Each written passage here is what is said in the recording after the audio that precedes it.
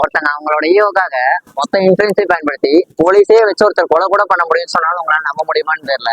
ஏன்னா எதை பத்தி பேசுறேன்னா, இப்ப இன்ஃபுளுன்ஸ் நிறைய பேர் போட்டிருப்பாங்க. இந்த சிவகங்கை அஜித்குமார் இஷ்யூ பத்தி தான். ரிவர்ஸ் எடுக்கிறக்காக காரை கொடுத்தோம், அதுல இருந்து 5 பவுன் நகையை காணும், அது இதுன்னு சொல்லிட்டு நிறைய பொய் கேஸ் போட்ட மாதிரி நிறைய இன்ஃபுளுன்ஸ் சொல்லியிருப்பாங்க.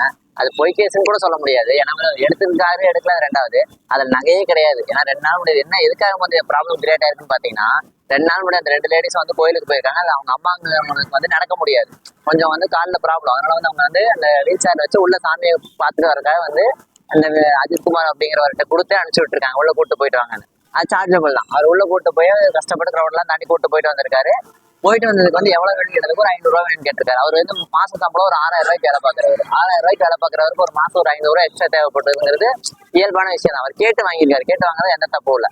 ஆனா அவங்க அதை கொடுத்தவும் வச்சுட்டு அதுக்கப்புறம் அவங்க 2 பேரும் என்ன பண்ணியிருக்காங்க, நீ எங்கிட்டே வந்து 500 ரூபா கேட்டு வாங்கிட்டல, இதெல்லாம் கிட்ட வேணான்னு சொல்லியிருக்கணும், ஒரு ஆளா அப்படி அதுன்னு சொல்லிட்டு ஒரு மாதிரி ஹெட்வைட்ல பேசிட்டு நான் என்ன பண்றேன் பாரு ஒண்ணு அப்படிங்கிற மாதிரிலாம் பேசிட்டு கிளம்பிட்டாங்க. அன்னைக்கு நைட்டே அவங்க மொத்தம் இன்ஃபுளுன்ஸும் பயன்படுத்தி எடுக்காத ஒரு கேஸுக்கு அவர் எங்கெங்கயோ கவர்மெண்ட்ல எல்லாம் பேசி இதுக்காக தனியாக ஒரு போலீஸ் டீம்லாம் செட் பண்ணி அவரை அரெஸ்ட் பண்ணி காரை எடுத்தாங்க, அதுல ரிவர்ஸ் எடுத்தாங்க, அதுல தங்கர் திருடு போச்சு அது இதுன்னு சொல்லி அவரை அடிச்சே கொண்டிருக்காங்க. இந்த விஷயம் எத்தனை பேருக்கு தெரியுங்கிறது எனக்கு தெரியல.